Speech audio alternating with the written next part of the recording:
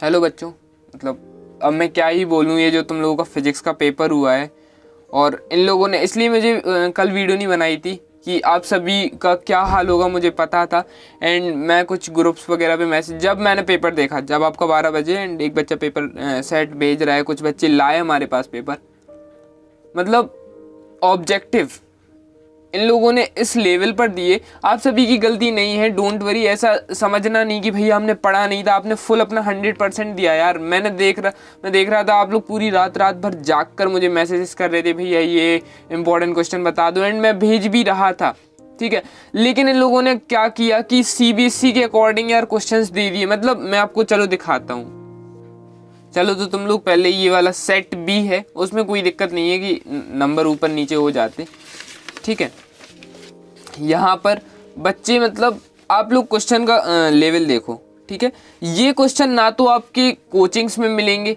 Normal questions आते कैसे हैं, आप लोग परीक्षा देने प्रश्न में कुछ भी उठाकर देख लो, जैसे यही रही भौतिक शास्त्र की।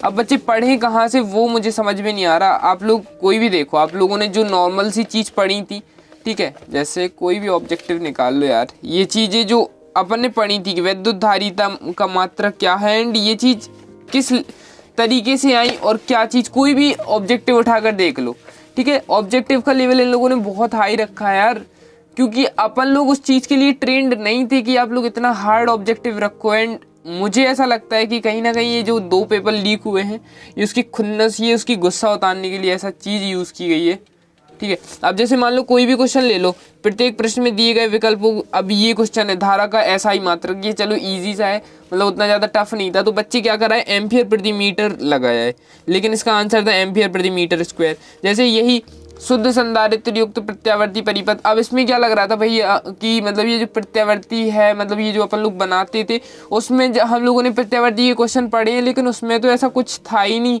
तो बच्चे क्या लगाए, π/2, लेकिन इसका आंसर 0 था। भाभा परमाणु अनुसंधान केंद्र, अब ये कहाँ बता दिया भाई साहब, मतलब ये तो आपको कहीं मिलेगा भी नहीं क्वेश्चन बैंक वगैरह में, या तो आपके सेट में। देखो, या तो सेट में तुम्हें उस लेवल के क्वेश्चन देने चाहिए थे, या तो फिर बिल्कुल नहीं देने चाहिए थे। तो जैसे यहीं पर है, तो बच्चों को कुछ पता ही नहीं इस चीज़ के बारे में, नॉलेज नहीं, कि ना तो उनके कोचिंग वाले सरों ने पढ़ाई, ना तो स्कूल वाले सरों ने पढ़ाई। वो करते भी क्या, आप लोग करते भी क्या, ठीक है। जैसे इसका आंसर बच्चे कोलकाता लगाया, लेकिन आंसर मुंबई है, ठीक है। तो आप लोग उस चीज़ की टेंशन नहीं लो, अब जो हुआ, ठीक है। ये देख सकते हो, आदर्श प्रेरकत्व का ओमीय प्रतिरोध होता है, दिष्ट धारा की आवृत्ति होती है। लिटरली कठिन है। तुम लोग ये नहीं सोचो कि भैया इजी आ गया, इजी आया था तो क्या मुझ पे ही नहीं बना। यहाँ पूरे एमपी बोर्ड के बच्चों की हालत खराबी है ऑब्जेक्टिव के मामले में, मैक्सिमम बच्चों की। कुछ होंगे बहुत सही जिनका पेपर बहुत सही गया है। दहली आवृत्ति क्या है, प्रकाश के विवर्तन क्या होता है, लेंस की क्षमता का मात्रक, यहाँ थोड़ा सा बहुत इजी है। उसके बाद देखो क्वेश्चन नंबर 5, प्रकाश विद्युत प्रभाव क्या है, आइंस्टीन का प्रकाश विद्युत समीकरण लिखिए। मतलब दोनों क्वेश्चन का दूर दूर तक नाता है, लेकिन फिर भी उनने जोड़ दिया, ठीक है। एंड मुझे अब वो लोग क्या किस तरीके से आंसर को कैसे बच्चे लिखें वो मुझे भी नहीं पता, कि जैसे हम लोगों को पता है कि इसको आंसर्स को कैसे लिखना है, क्योंकि मैं एक सीबीएसई का बच्चा हूँ, मुझे पता है कि ये जो 2 क्वेश्चन आंसर मिला दिए जाते हैं कैसे किया जाता है, ठीक है। लेकिन वहीं आप एमपी बोर्ड का उनका फर्स्ट, मतलब पहली बार सीबीएसई के फॉर्मेट पर ये क्वेश्चंस आ रहे हैं, एंड वो लोग क्या करते हैं। नेक्स्ट है डी ब्रोगली द्रव्य तरंगी क्या है, डी ब्रोगली द्रव्य तरंगी समीकरण लिखिए। बोर मॉडल की कोई 2 परिकल्पनाएं लिखिए। एंड परमाणु के नाभिकीय मॉडल की खोज किसने की, चित्र बनाइए। ये मुझे ये आप सभी को लग रहा है कि 2 नंबर में पूछे जाने चाहिए, मतलब ये वाला क्वेश्चन। एंड जो क्वेश्चन इंपॉर्टेंट थे वो तो दिए ही नहीं, समविभव पृष्ठ क्या होता है ना, ये सब नॉर्मल वाले क्वेश्चन तो यार देना चाहिए था। मतलब चलो, समस्थानिक किसे कहते हैं, संभारिक किसे कहते हैं, मतलब चलो ठीक है, चलो यहाँ तक तो ठीक है। उदाहरण दीजिए। अब नहीं है यार उस तरीके के बच्चे ट्रेंड। एंड मूल आवेश किसे कहते हैं, इसका कितना मान होता है, एक इलेक्ट्रॉन विद्युत क्षेत्र के उच्च विभव की गति करेगा या निम्न विभव की गति करेगा, क्यों। विद्युत सेल किसे कहते हैं, चलो ये तो पता है कि रासायनिक से विद्युत ऊर्जा में, विद्युत ऊर्जा से रासायनिक ऊर्जा में। उदाहरण दीजिए। ओम का नियम लिखो एवं धारा विभवांतर के मध्य ग्राफ बनाइए। बच्चों को ओम का नियम पता है यार, मतलब इतना हाई लेवल पेपर। देखो, सदिश रूप में वायु सेवर्ट व्यंजक लिखिए। अब ये सदिश रूप लगा दिया, नॉर्मल सा दे देते यार, बायो सेवर्ट का नियम लिखो या फिर बायो सेवर्ट पूरा फॉर्मल। आप लोग टेंशन नहीं करो यार, कुछ नहीं, मतलब जो हुआ है अच्छा हुआ है, लेकिन अब अपने पास खोने के लिए कोई कुछ बात, मतलब कुछ है ही नहीं खोने के लिए, कि अब अपने पास ऐसा हो कि भैया अब क्या करें। तो देखो एक पेपर हो गया एंड अब तुम लोगों के पास खोने के लिए कुछ नहीं है। और सेकंड बात, मतलब दूसरी बात की ये जो तुम लोगों का क्या पेपर अब बचे हैं, इनमें अपना फुल % देना है, यानी कि बायो हो गया, और ये वीडियो से दूर रहना है, ठीक है। मेन चीज़ तो कहीं ना कहीं आपको खुद लगना चाहिए कि आप रियल पेपर के उसमें लगे। मुझे ऐसा लगता है कि कहीं ना कहीं आप लोग उस चक्कर में पड़े एंड जो तैयारी आप लोगों को थोड़ा और लेवल पे करनी थी वो नहीं कर पाए। एंड बहुत सबसे बड़ी गलती मैं मानता हूँ कि गैप नहीं दिए। एक पेपर का गैप मतलब कर लेते आप लोग, ऑब्जेक्टिव के लिए 1 दिन दे देते और 1 से 2 दिन दे देते, थ्योरी को 1 दिन दे देते, डेरिवेशन को 1 दिन दे देते, हो जाता। 4 दिन 5 दिन का गैप देना चाहिए था अप्रॉक्स, लेकिन अब अपने हाथों में वो चीज़ नहीं था। पेपर को लिखा है बस वो चीज़ है, ठीक है, पेपर को फुल लिखा है बस वो चीज़ करना है। अब आते हैं अपन लोग बायो के पेपर में। यहाँ पर आपको कुछ चीज़ नहीं छोड़नी है, एक एक चीज़ मैं आपको ऐसे रटवा दूंगा ना कि अब का जो 10 तारीख का पेपर है उसमें आपको एक भी क्वेश्चन स्किप नहीं करना होगा, ये गारंटीड है। एक एक क्वेश्चन बहुत अच्छे से करना होगा, बस लग जाना मेरे साथ, ठीक है। एक एक ऑब्जेक्टिव आएगा आपका, ठीक है। ऑब्जेक्टिव भी कहाँ से आएगा वो सब बता देंगे, मैंने देख लिया इस पेपर को। एक एक डायग्राम आएगा, एक एक थ्योरी से सब कुछ आएगा, बस ये वीडियोस देख लेना। ये जो 5 महत्वपूर्ण अंतर हैं बस ये अभी कंप्लीट कर लो, और इसके बाद थोड़ी देर से फिर एक और वीडियो आ रही है, फिर एक और वीडियो आ रही है। बस अब मेहनत करना है, अपने पास सेकंड ऑप्शन नहीं है, मेहनत करना है एंड बस वही है अपने हाथों में, ठीक है। चलो, सुदम ट्यूमर और दुर्दम ट्यूमर। तो सुदम ट्यूमर में क्या होता है, यह किसी प्रभावी अंग तक ही सीमित रहता है। अब ये चीज़ याद रख लेना, यह किसके, अभी ऑब्जेक्टिव में भी पूछ लिया जाता है, आप सभी को पता होना चाहिए, ठीक है। कैसे भी करके ये लोग कुछ ना कुछ करेंगे, बहुत घोटाला करेंगे, ठीक है। यह एक अंग है जो दूसरे अंग तक फैलता है। इसकी वृद्धि धीमी होती है, इसकी वृद्धि तीव्र होती है। जो सुदम ट्यूमर है ना, मतलब बहुत स्लो है, ठीक है। दुर्दम इसकी वृद्धि तीव्र होती है, मतलब दूर तक ऐसे याद करा करो, ठीक है। इसमें कोशिकाएं आपस में अधिक जुड़ी होती हैं, जो सुदम ट्यूमर में होती है ना, ठीक है। और इसमें क्या होती हैं, इसमें कम जुड़ी तो होती हैं लेकिन कम जुड़ी होती हैं, ठीक है। इसमें ज़्यादा होती हैं, अधिक जुड़ी होती हैं। इसमें मेटास्टेसिस नहीं होता और इसमें क्या होता है। ओके, तो ये चीज़ याद रख लेना। 4 पॉइंट है एंड 3 नंबर का क्वेश्चन आएगा, तो 3 याद कर लेना कोई। ओके, चलो नेक्स्ट आता है सहज प्रतिरक्षा एंड दूसरा आता है अपरिजित प्रतिरक्षा, ठीक है। चलो इसको इंग्लिश में भी देख लेना यहाँ पर। ओके, जन्मजात भी बोलते हैं, जन्मजात, और फिर इसको भी बोल लेना। चलो इसको देख लेते हैं। सहज यानी कि इनेटिव इम्यूनिटी, यह जन्म के समय से मौजूद होती है। अब इसमें जन्मजात भी पूछ लेगा, यहाँ पर सहज की जगह जन्मजात प्रतिरक्षा कर देगा, तो कंफ्यूज नहीं होना है, ठीक है। चलो, यह जन्म के समय से मौजूद होता है, यह जन्म के बाद मौजूद होता है, मतलब ये जन्म से पहले रहता है और ये जब जन्म हो जाता है उसके बाद आता है। यह एक अभीष्ट प्रतिरक्षा है, ये कैसी है, अभीष्ट, और यह एक विष्ट प्रतिरक्षा है, तो इसमें आ जोड़ना है, इसमें बस विष्ट रखना है। यह बाह्य कारकों को शरीर में प्रवेश करने से रोकती है, जब अंदर है, ठीक है, ये जन्म से पहले है, तो जो बाहरी चीज़ें होंगी तो उनको क्या होगा, अंदर जाने से रोकेंगी।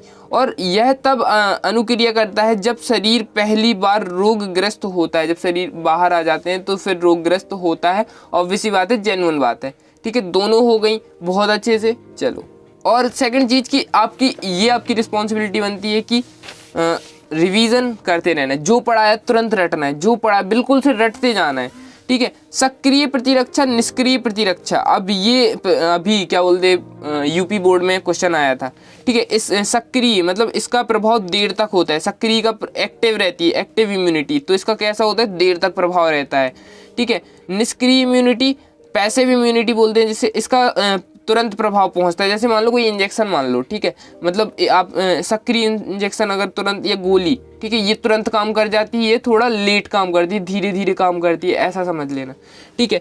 सक्रिय में इसकी प्रतिरक्षा धीमी होती है, ठीक है। इसकी जो प्रतिरक्षा होती है वो धीमी होती है और इसकी प्रतिरक्षा कैसी होती है, तीव्र होती है। यह जीवन भर कार्य करती है, यह कुछ समय तक होती है, ठीक है। जब ये एक्टिव है तो मतलब इसका प्रभाव देर तक होता है, यहाँ पर ही लिखा है तो यहाँ पर कर देना, इसका यह जीवन भर कार्य करेगी और यह कुछ समय तक ही रहेगी। चलो,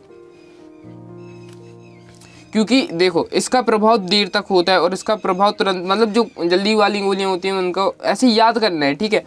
इससे शरीर को अन्य कठिनाइयों का सामना नहीं करना पड़ता है, मतलब इससे इसको जैसे अगर अपन लोग एक्सरसाइज मान लो, ठीक है, इसका प्रभाव देर होता है। जैसे अपन लोग एक्सरसाइज करो तो एक्सरसाइज 15-20 दिन करो तब जाके, मतलब 1-2 महीने करो, फिर अपन लोग बीमारियों से थोड़ा वो होते हैं, जब 6-7 महीने लगातार करो। अब गोली खाना है तो इसका राहत तुरंत पहुंच जाएगी। इसकी प्रतिरक्षा धीमी होती है, मतलब कई सालों तक अपन को डाइट लेनी पड़ती है या फिर एक्सरसाइज करनी पड़ती है और इसको क्या करना होता है कि गोली खाओ अलग हो जाओ। यह जीवन भर कार्य करती है, मतलब अपन को जीवन भर के लिए ये चीज़ फॉलो करना होता है। ये कुछ समय, मतलब गोली खाई खत्म, ठीक है।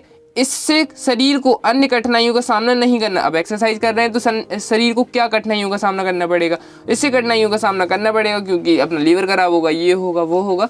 तो ऐसे याद करना है तुम लोगों को, ठीक है। समझना है, वो समझते तुम लोग किस तरीके से वो चीज़ जानना जरूरी है, ठीक है। अब ये जरूरी नहीं है कि बिल्कुल से वैसे ही समझना होना चाहिए कि पेपर हो, मतलब जैसे एग्ज़ाम के शुरुआती दिन चल रहा है वो टाइम नहीं रहा अपने पास। डीएनए और आरएनए में अंतर तो कुछ ना है ना तो फुल फॉर्म तो लिख ही देना, ठीक है। डीऑक्सराइबोज न्यूक्लिक एसिड और इसके बाद आरएनए का राइबोन्यूक्लिक एसिड, और सेकंड लिख देना कि यह सभी जीवों में यह प्रायः सभी जीवों में जेनेटिक मटेरियल होता है और यह वायरसों में जेनेटिक मटेरियल होता है। यह जीवों में होता है, यह वायरस में होता है। तो ये वायरस आरएनए बोल लेना कि ये कोरोना का भाई टाइप है, ठीक है। डीऑक्सराइबोज शुगर पाया जाता है और राइबोज शुगर इसमें पाया जाता है। यह मुख्य रूप से केंद्रक में पाई जाती है। डीएनए जो होता है ना केंद्र में पाया जाता है और यह केंद्रक एवं ये क्या है कशिका द्रव्य दोनों में पाया जाता है। डीएनए में ट्रांसक्रिप्शन में आरएनए बनता है। जब डीएनए की ट्रांसक्रिप्शन में क्या होता है, आरएनए बनता है और आरएनए में ट्रांसक्रिप्शन नहीं होता है, ठीक है। ये समांतर डबल स्ट्रैंडेड होता है और ये समांतर सिंगल स्ट्रैंडेड होता है, ठीक है। इन्हें याद करना है। चलो हो गया। चलो एक और बचा है प्रभावी कारक और अप्रभावी कारक, यानी कि इफेक्टिव फैक्टर और इनइफेक्टिव फैक्टर। यह किसी भी स्थिति में अपने आप को प्रकार करता है, ठीक है, प्रकट करता है और यह प्रभावी की उपस्थिति में स्वयं को प्रकट नहीं कर सकता। प्रभावी में अपन को ये प्रकार काट के प्रकट कर लेना, या किसी भी स्थिति में अपने आप को प्रकट करता है, मतलब एकदम से आ जाता है आपको, आप कितनी भी मुसीबतें में हो, प्रभावी कारक आपके सामने, आप उसे याद करोगे वो प्रकट हो जाएगा, और अप्रभावी वो नहीं प्रकट होता है, ठीक है। यह सभी पीढ़ियों में प्रकट होता है, मतलब सभी आपको कोई भी पीढ़ी का कोई भी लोग बुलाए, मतलब भगवान है, मतलब आप कभी भी बुलाओ, किसी भी पीढ़ी में बुलाओ वो आ जाएंगे, और ये सभी पीढ़ियों में प्रकट नहीं होते हैं। ये एक पूर्ण एंजाइम के लिए कोडित होते हैं और ये अपूर्ण एंजाइम के लिए कोडित होते हैं। इजी था, याद हुआ। चलो इतने ऑब्जेक्टिव बस आपको कर लेना है। एंड अब आप सभी के लिए तैयारी बिल्कुल से स्टार्ट कर दी है। एक 10 तारीख तक ना अपन लोग 9 तक ही कंप्लीट कर लेंगे अपना सब कुछ। बस वीडियोस रेगुलर देखना। अगर 30-40 मिनट की भी वीडियो आनी है ना तो पर्टिकुलर नोट्स बनने चाहिए गाइस उसके, और वीडियो खत्म हुई यहाँ वहाँ नहीं डोलना है, मतलब यहाँ वहाँ घूमना नहीं है, पढ़ना है, सिर्फ पढ़ना है। अगर जो पेपर के दिन आप लोग रात भर जाग रहे हो, 4 बजे जाग रहे हो, फिर 5 बजे जाग रहे हो, पेपर देख के आ रहे हो सोने, तो वो चीज़ करना है, लेकिन अभी से करना है। रात भर पढ़ना है और कैसे भी करके अभी कुछ दिन नींद त्यागो, ठीक है। साल भर की मेहनत है यार। अभी जो लोग बोलते हैं ना कि पर्टिकुलर नींद लो, हाँ लेना चाहिए, लेकिन अब अपने पास खोने को कुछ नहीं है यार, और टेंशन फ्री रहना है बस, ठीक है। जो हुआ हो गया। फिजिक्स का पेपर अपन लिख के आए यार, और मार्किंग स्कीम के हिसाब से कहीं ना कहीं अपन लोग अच्छा स्कोर कर जाएंगे, ठीक है। अगर आपको लग रहा है फेल हो जाओगे तो पास तो कर ही जाओगे, अगर तुम लोगों ने कॉपी भरी है तो टेंशन तो किसी भी प्रकार की लेना नहीं है, ठीक है। और फालतू तो बिल्कुल सोचना नहीं है, ठीक है। चलो होप सो ये वीडियो आपको अच्छी लगी होगी। एंड अब कैसे भी पेपर दे दे तुम लोग के ऑब्जेक्टिव कैसे भी तुम लोग बस ये चीज़ अच्छे से पढ़ना। एंड जैसे मैं पढ़ा रहा हूँ, मतलब वैसे कॉमेडी, मतलब ऐसे कोई भी उदाहरण देखे तो वो चीज़ याद रहेगी, एंड ऑब्जेक्टिव में तुम्हें वो चीज़ याद आ जाएगी, ठीक है। चलो तो यहाँ वीडियो ख़त्म कर रहे हैं, नेक्स्ट वीडियो आ रही है, जब तक ये पूरे कंप्लीट होने चाहिए। ओके चलो बाय।